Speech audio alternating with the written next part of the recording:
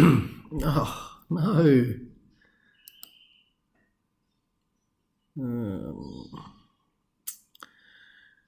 Hi everyone, look, don't know if you can hear me at all, and I'm not quite sure what the issue is. All right, well, look, whoever's here, thanks for joining in. I thought we'd just run through a couple of questions that I've had posted through, but obviously we've got the chat screen up and running, so please feel free to ask any questions as I'm going, and I'll do my best to answer those. So, look, I had a number of questions come through from different people. Some people were happy to put their names to things. Other people wanted to remain anonymous, and that's fine. So a question I got a couple of times was, why did I do it? Why did I decide to drive around Australia? Look, there were honestly a couple of reasons. One of them was just the personal achievement. It was something that I'd sort of flagged that I wanted to do. I like road trips, and I had never done the we've got a bit of movement here as well. I'd never done the trip from particularly down the west coast, so I hadn't gone from Darwin across through the Kimberleys and Broome and down the west coast there. So I really wanted to see that. It was part of the country that I wanted to see. People who follow our channel probably realise that there was a bit of stuff going on in the media as well about electric vehicles and what they could and couldn't do, and oftentimes that was said by people who had no idea about electric vehicles. So if I'm honest, part of it was also showing the capability of electric vehicles and what they could do. Sorry, just one. Okay, and I've got little kids waking up earlier than I thought we would.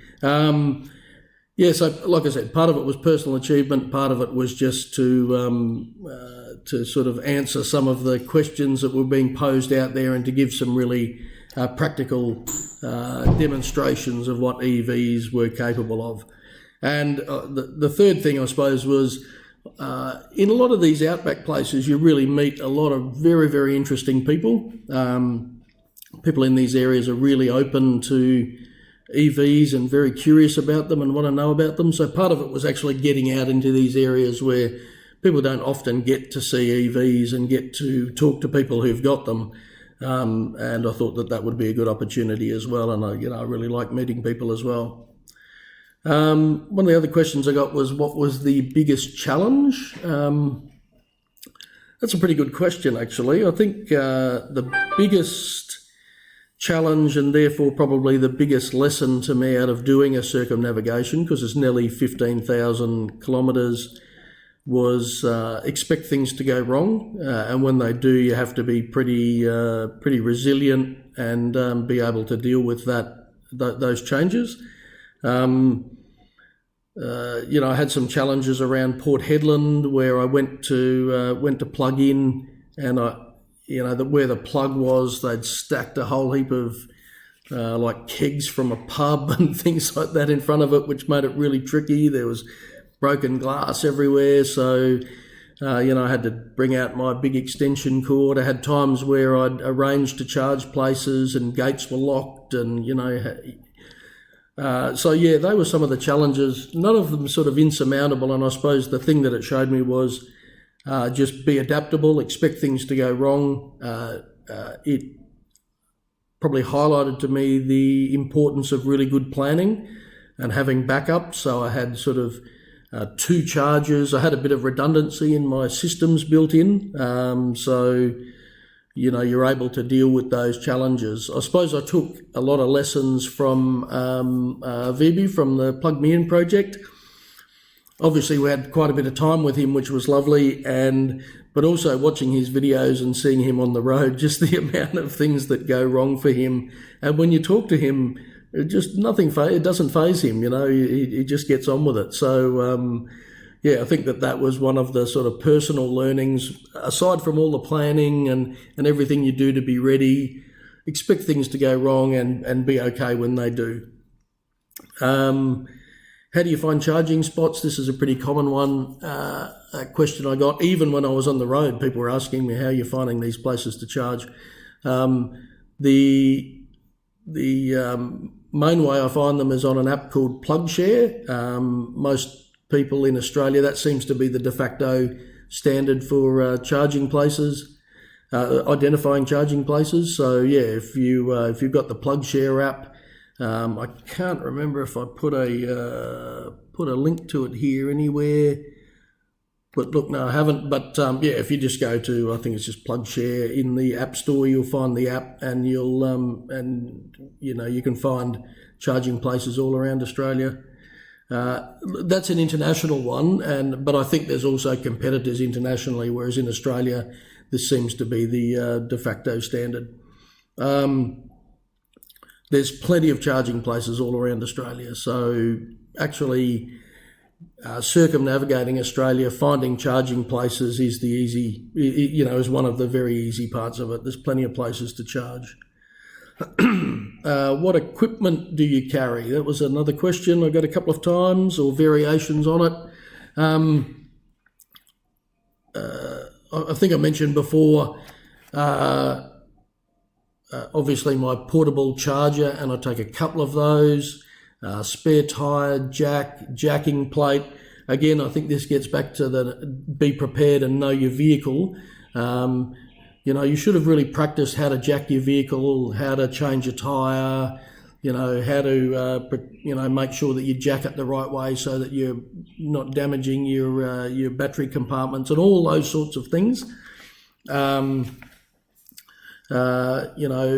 take a big 32 amp extension lead for the reasons I mentioned before. Plenty of water, particularly when you're in very remote areas of Australia. You might not see anyone for a fair while. If you have any problems, you want to make sure that you've got plenty of water so that you can stay with your vehicle, which is a really important thing.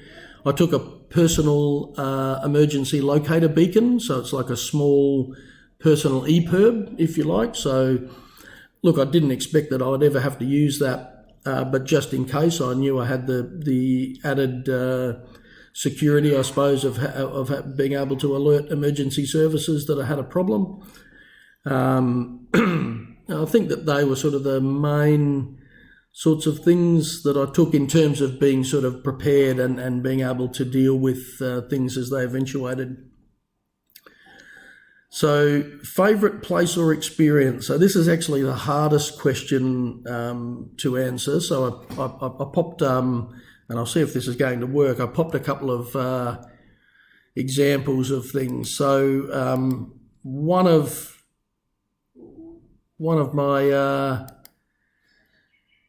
favourite spots was here. This was a place called Sandfire Roadhouse. I hope that image is coming through okay. The reason I love this place, it's really just quintessentially what outback charging's like. You've got just a three-phase point on a board, just in the middle of some accommodation, and it really is out in the middle of nowhere. That's the image actually that I tweeted as well. It's sort of a bit special to me, that image, because I tweeted it and I got a reply from Mike Cannon-Brooks, who, if you don't know, he's the fellow who was tweeting Elon Musk and eventually got the big battery in South Australia. But yeah, Sandfire Roadhouse was a great little spot. I've just got a couple of other ones here that I'll flip to. This was a little place called Cocklebiddy, which is in Western Australia. Again, just a quirky little outback place. Driving in there, that note about how many kangaroos there are, I can absolutely vouch that that's correct. There's just kangaroos everywhere, so you don't want to be driving in late in the evening like I was. But yeah, it was a great little place. The people there were sort of super friendly, really interested in my car. Wanted to know more about it, and I had lots of really great conversations with people there. Obviously, the Nullarbor, crossing the Nullarbor was a real achievement. I don't want to say that it was. I think I might have said this somewhere previously. It was actually a little bit anticlimactic, not in the sense that it wasn't enjoyable. So I'm just going to turn my audio down a bit there. I notice it's clipping a little bit. It was very enjoyable and very personally satisfying. I actually thought it was going to be a much harder drive than it was. I've actually done harder drives in the Northern Territory than crossing the Nullarbor. It wasn't a particularly difficult drive at all. The thing that I loved about the Nullarbor is it was completely different to what I was expecting. I think I've got another, might have another Nullarbor image here just to show that. So that's a picture of across the Nullarbor. For whatever reason, I thought the Nullarbor was like in the desert, or probably similar to Central Australia where I've driven a lot. And in fact, it's a marine coastal environment. You can, can stop a lot of times at the Nullarbor and go down and look off the Great Australian Bight off the bottom of Australia. So it's actually, while there are no trees, there's actually plenty of, as you can see in the picture here, it's probably not even as green as it is in real life. There's sort of this salt bush and scrub and things like that. So it's actually not a dead desert-like environment at all. Another highlight was, again, we'll try and bring this up, was Jurien Bay. So this was my very first ever sort of DC charger. I'd never sort of fast charged or rapid charged before. And the thing I loved about this is that, it was a few people involved with the Electric Vehicle Association who helped get this in, and apparently it's been a real effort to get it in. And it's at a petrol station, so I'm not such a purist that I think that, we shouldn't sort of co-locate things where there's already facilities. So yeah, thanks Tom. Yeah, I thought it was absolutely desert, and this is the Nullarbor. Yeah, I thought there was nothing there at all, but it's a great drive. So sorry, Jurien Bay. I love the effort that's gone in to get that in there, and again, it was my very first sort of rapid charge, so that was really interesting. And I suppose last of the things before I just sort of come back to you having to put up with me on screen. The other highlight is just the things that you see when you're on the road. This was just out of Karratha in WA. I'd pulled out in the morning. I had quite a few kilometres to try to do that day, so I thought that I'd get underway early. And I just looked out of the passenger window, and that was the view. I just, even though I was trying to make good time, I had to pull over and, take some photos of it. But, that just happened countless times on the trip. There's just so many amazing things to see. Australia, like many other countries, has got a lot of just great natural beauty and, amazing changes to the landscape that you see when you go really the breadth of the country from west to east, east to west, north, south, and so on. Just that scale and the changes you get in the landscape are really amazing. So that's a very long-winded answer to what were the highlights, but hopefully that showed you just a touch of them, but honestly, so many more than that. Okay. I hope that all worked okay. Another question I had. Look, I had a question from someone just probably on the car, which was, does Tesla provide any service or warranty repairs in Darwin? So for those of you who don't know, I live in right up the top of the Northern Territory, a place called Darwin. Mine is one of only 2 Teslas, so it's a pretty good question. How do I get service or warranty repairs? Luckily for me, I haven't had the need yet for any repairs, so that's been good. And people who know electric vehicles would know that, there's little or no servicing. So again, haven't had to have any servicing. But what Tesla have said is if I did need any servicing or repairs or anything like that, they would send someone to Darwin to do that. They have sort of a remote roaming sort of service agent who they take, who goes to remote areas and helps. So that's how that would be done. Excuse me, I'll just have a quick sip of water from all this talking.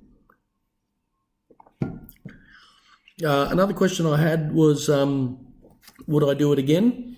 Absolutely, in a heartbeat, I would do it again, although this time I would take more time. So people who are following on Twitter might have seen that when I got to Perth, I had an issue with a couple of my tyres. Roads down the west coast are really hard on tyres. There's a surfacing that they've put there, and I presume that it's very durable and great if you're a road authority, but it's pretty abrasive. You can actually hear it when you're driving. You can hear the road noise on those sections of road doubles or triples. It does seem to be pretty hard on tyres. And I got to Perth and had an issue with tyres, so I spent probably the best part of 5 days. So after that, I was spending a lot of time trying to catch time up, which meant that I didn't get to stop in the places that I wanted to stop in.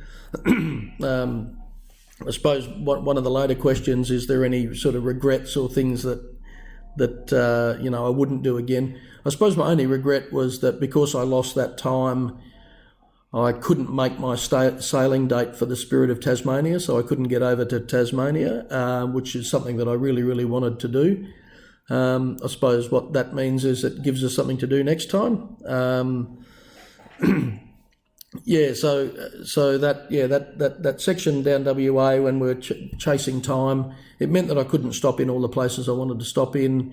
There was certainly a number of people that I really wanted to catch up with who I'd met, and Tom, who's watching now, g'day Tom, is one of those, and Nash and CDV and other, people that I've been really fortunate to meet through this sort of EV journey that I would have loved to have catch up with again and spent more time with, and maybe even done some video stuff with. I sort of lost that opportunity. So I suppose that's the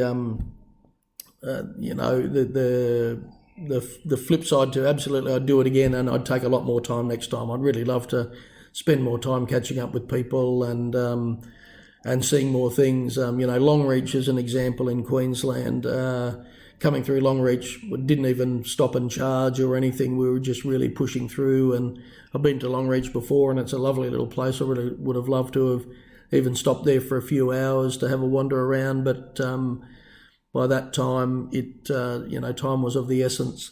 The flip side of that is, I suppose, I'm pretty sure, I haven't had these sort of things ratified yet, but pretty sure we might have set a few records in terms of distances and things like that. So we had certainly a few 1,000-kilometre days plus.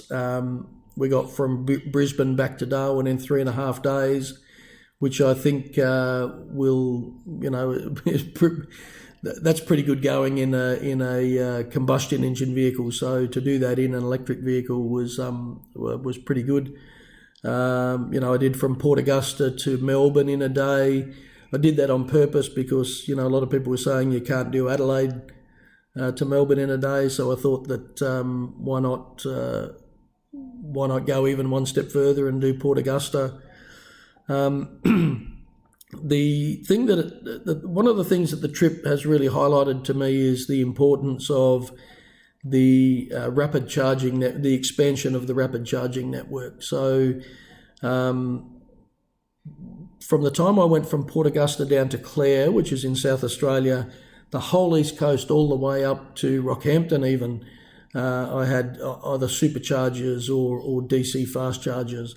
And, it's absolutely just a game changer. Again, people who might have seen our channel before will know, our nearest superchargers, like I think maybe just 3,600 kilometres away or something like that. So before this trip, I'd never supercharged my car at all. So to get on, and for me, it's very normal to sit and charge for 3 and 4 hours using AC charging. So to get onto that supercharger and rapid charger network, I suppose really demonstrated to me the just what a game-changing aspect that brings to EV driving and EV road trips. Honestly, those sort of Sydney to Brisbane in a day and all those things are very, very easy with the rapid chargers. So, you know, the thing that we'll be doing next is trying to advocate for and promote as much as we can expansion of the rapid charging network now into more regional areas of Australia first, and then perhaps even more remote areas. And that'll open up EV tourism and all those sorts of things. So that was good. Absolutely, Tom. Just had a message there from Tom and Ludicrous Feed. And if you don't follow Ludicrous Feed, I'm sure you all do because it's a great channel. But if you don't, go and check out Tom's channel there. We'll have dinner next time. We absolutely will, mate. I look forward to it. But yeah, sorry, that's the long-winded one. The absolutely would do it again. It is a really great trip. I'd really encourage people to, whatever country in the world you live in, but you know, for us in Australia, get out and explore the country a bit because there's just amazing things to see. And at least as importantly, probably more importantly, there's really amazing people to meet. And if you're interested in EVs or you've got one, it does really, really help spread the message if you get out into these areas where people can see, touch, even have a ride in an electric vehicle. It really changes people's ideas and perceptions. Having said that, like I said, people out in these areas are very, very open to EVs and very, very interested in them. All right, look, that's all of the, I didn't want to sort of rabbit on and take up, I know for a lot of people it's an early start and depending on where you are. So look, thanks for joining in and thanks for getting up early if you got up early.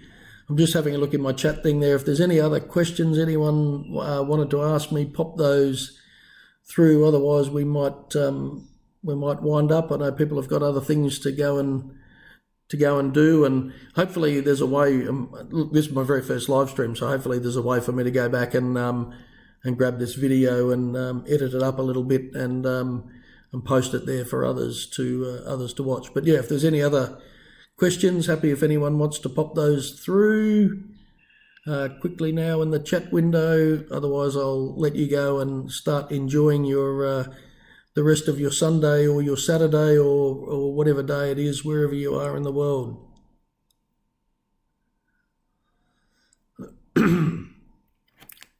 Take that opportunity to have a quick sip of water again.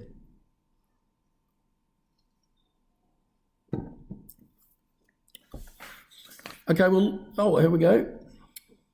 G'day, David. Look, sorry you missed it. I tried to send you a message yesterday, but only through YouTube, so I didn't know when you would see it.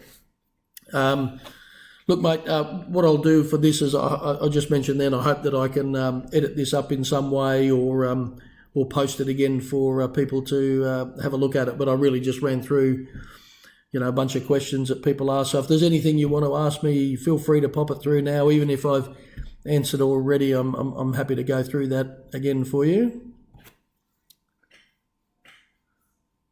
Great, thanks, Tom. Yes, look, Tom's played this. Tom's played this game before, so he's in the know. So yes, apparently this will appear as like a replay on my channel, so people will be able to go back and have a look at that. Yes, and someone, David just posted, look forward to seeing your videos when they're done. Yes, look, the other funny one was, I think I posted, I probably should have done a bit of research before I did this. I think I posted on Twitter that I was going to, you know, do more videos when I was on the road and you know, be a bit more active on YouTube and all those sorts of things. When you're on the road, particularly, as I mentioned, I lost that time in Perth. That made it a bit tricky as well because I was trying to catch time up. But you're really quite busy, you know, by the time you get to where you're going and get the car plugged in. And I was trying to shoot a bit of footage in each place as well so that I had something to work with. The idea that I would be able to edit videos and post them on the road was a real rookie mistake on my part. There was almost no time at all for that sort of stuff, which is made me really appreciate the efforts of VB with his Plug Me In project. I know he's not going as far as I was doing each day, but still he works very, very hard to keep all his social media up to date and keep his videos going and everything while he was on the road. I was certainly not anywhere near as skilled as that, and I wasn't able to do it. But the good part of that is we've got a lot of video in that we're working through editing now, and it's looking pretty good. So I'm really hopeful that it's going to come together into a series of really good videos about the circumnavigation and a bit of the country, and then what it's also like to be out on the road and see outback Australia. Absolutely, the Model 3 configurator, everyone is standing by and waiting. Actually, in our next video, I'll put a link to a new page that I think it's Marco has done. Sorry if I got that wrong as well. I'm just going from memory, which is links to Australians' referral codes. So if you're someone in Australia and you're thinking about buying a Tesla, there's a link to referral codes you can get that's for Australians. I know when I bought mine, I really sought out someone in Australia who had done some things in the EV community that benefited me, and I wanted them to get that benefit. So if you're like-minded, I'll, if I can somehow, include in the description or something like that a link to that so that you can go and have a look for referral codes for others like Tesla Tom and Nash, and certainly Sylvia Wilson, the First Lady to circumnavigate Australia. Some people there whose referral codes you'll be able to tap into and use if you're interested. All right, look, I think with that, if there's no other questions there, and I hope again that I've covered off a few things. Thank you very much for joining us today. Also, thank you for your patience in waiting for videos.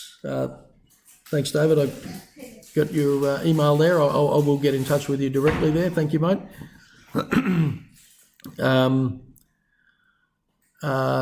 We'll finish up now. Look forward to publishing up our videos of the trip, and thank you for your patience with that. Again, thank you for joining us today, and we'll see you all again. And until next time, safe EV travels.